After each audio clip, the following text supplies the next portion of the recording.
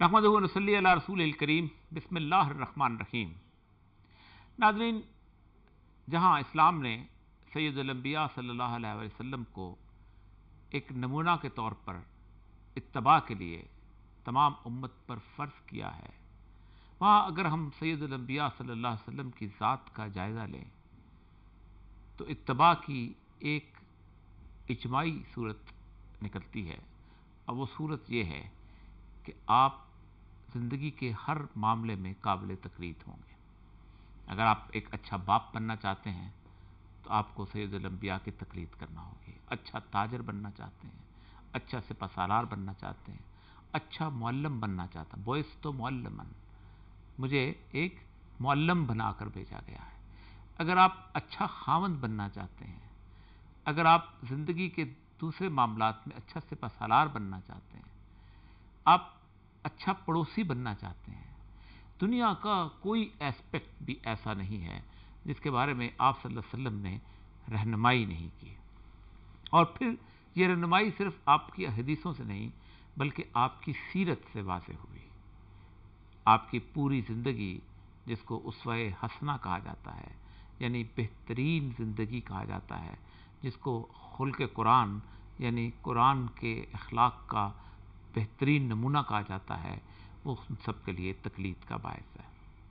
ہمارا سب سے بڑا معاملہ اور سب سے بڑی، جسے انگریزی میں ڈائیکاٹمی کہتے ہیں، کہ جہاں ہم مختلف کشتیوں میں سوار ہوتے ہیں، وہ یہ ہوتا ہے کہ ہم ہر معاملے میں ایک علیحدہ لیڈر اور ایک علیحدہ شخصیت جو ہے اپنے آنکھوں میں رکھ لیتے ہیں، بسا لیتے ہیں۔ اگر ہم تاجر بننا چاہتے ہیں تو بل گیٹس کی طرح بننا چاہتے ہیں، چاہے اس دوران ہمیں پوری دنیا میں اپنے تمام تر معاملات کو اخلاقی اصولوں سے بالا تر ہو کر بھی ایکسپینشن کرنی پڑے۔ آپ کو بڑے سے بڑے تاجر ملے گا، کامیاب سے کامیاب تاجر ملے گا، اپنی فیکٹریاں اٹھائے گا، جہاں اس کو سستی مزدوری ملے گی وہاں لے جائے گا اور اپنی سلطنت کی وسعت کرے گا۔ میرے آقا کا یہ دستور نہیں تھا۔ اسی طرح آپ کو سپہ سالار بننا ہے تو پھر اس میں بھی آپ کو جنگ کے وہ اصول متعین کرنے پڑیں گے جو آپ صلی اللہ علیہ وسلم نے کیے۔ آپ کو اگر گھر کے اندر بچوں کے ساتھ شفقت کا رویہ رکھنا ہے تو وہ بھی سید الانبیاء سے سیکھنا پڑے گا کہ آپ نماز پڑھ رہے ہیں اور نواسے اگر کندھے پہ آ کے سوار ہو جاتے ہیں تو نماز لمبی کر دیتے ہیں کہ کہیں ایسا نہ ہو کہ ان کی دل آزاری ہو جائے۔ آپ پڑوسی بننا چاہتے ہیں تو پھر دنیا ایسے پڑوسی پر فخر کرتی ہے۔ ان سارے معاملات کو آپ نے جس طریقے سے نبھایا وہ انہی 24 گھنٹے کے اندر نبھایا جو انہیں بھی میسر تھے اور ہمیں بھی میسر ہے۔ یہ 24 گھنٹے اس دنیا میں ان کو کس طریقے سے گزارا جاتا ہے اور اس کو کس طریقے سے اس پر عمل کیا جاتا ہے، اور کیسے انسان اپنے لیے بھی، اپنی اولاد کے لیے بھی، اپنے والدین کے لیے بھی، اور اپنی زندگی کے کاروبار یا وہ پیشہ جو وہ اختیار کرتا ہے اس کے لیے بھی، اور سب سے بڑی بات اپنے معاشرے کے لیے بھی وقت نکالتا ہے۔ یہ بہت مشکل موضوع ہے۔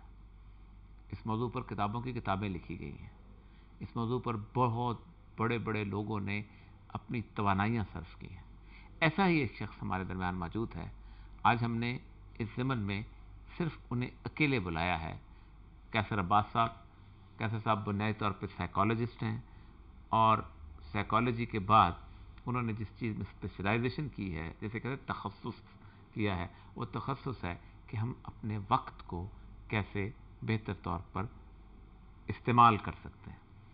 کیسا عموماً ہوتا ہے کہ جو کامیاب آدمی ہوتا ہے، وہ کامیاب آدمی کا ایک ہی گلہ ہوتا ہے، میں بہت مصروف ہو گیا ہوں، مجھے ٹائم نہیں ملتا، تھک جاتا ہوں، کیا کروں۔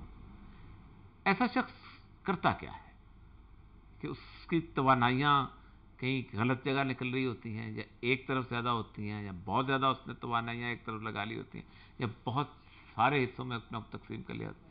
کسی کا خاندان جو ہے وہ اگنور ہو رہا ہوتا ہے، کسی کا کاروبار اگنور ہو رہا ہوتا ہے, کسی کی معاشی زندگی اگنور ہوتی ہے, کسی کی سماجی زندگی. یہ کیسے اس میں بیلنس کیسے کریٹ کیا جاتا ہے؟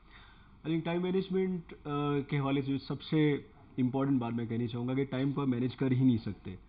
ویورز بڑے حیران ہوں گے کہ ٹائم مینجمنٹ کے اوپر ہم بات کریں اور آپ نے اسٹارٹ ہی یہ کر لیا کہ ٹائم تو مینیج ہو ہی نہیں سکتا. واقعی. اور یہ سچ ہے. کئی دفعہ میں ٹریننگ پروگرامس میں کئی لوگوں سے کہتا ہوں کہ کین یو مینیج ٹائم, تو بڑے ہاتھ کھڑے ہوتے ہیں جی میں ٹائم مینیج کر سکتا ہوں. میں کہتا ہوں کہ اگلے 5 منٹ مینیج کر کے دکھائیے.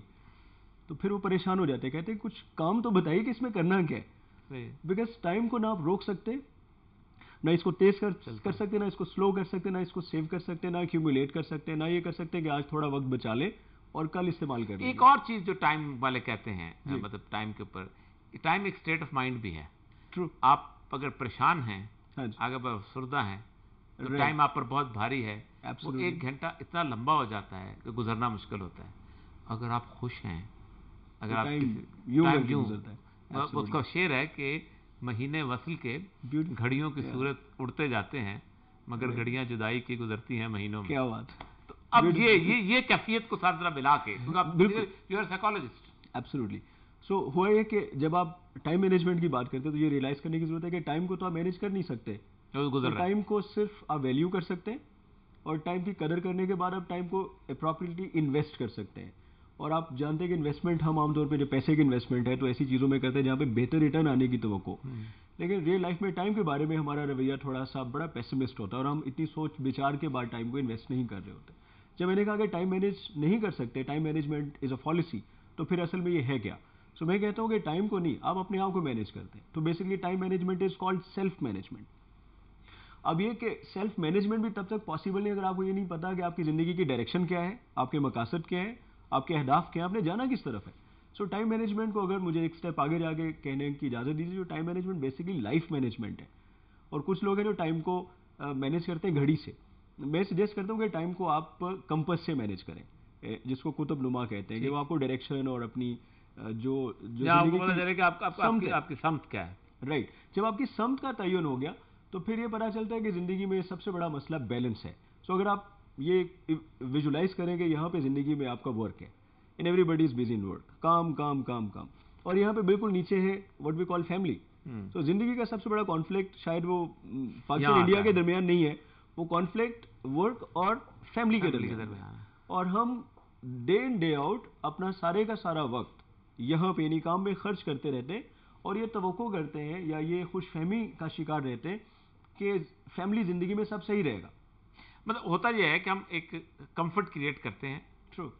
کام سے دولت کمانے کے بعد. ایبسولوٹلی. اور ہم سمجھتے ہیں کہ اس کے اندر فیملی جو ہے خود بخود اس کمفرٹ کو انجوائے کر کے بہتر ہو جائے گی. ایبسولوٹلی.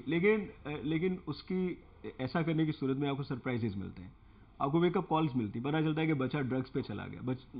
فیملی کے اندر کئی دفعہ ایسے کرائسس آ گئے آپ کے پاس, بیوی کے ساتھ آپ کا ریلیشن شپ خراب ہو گئی.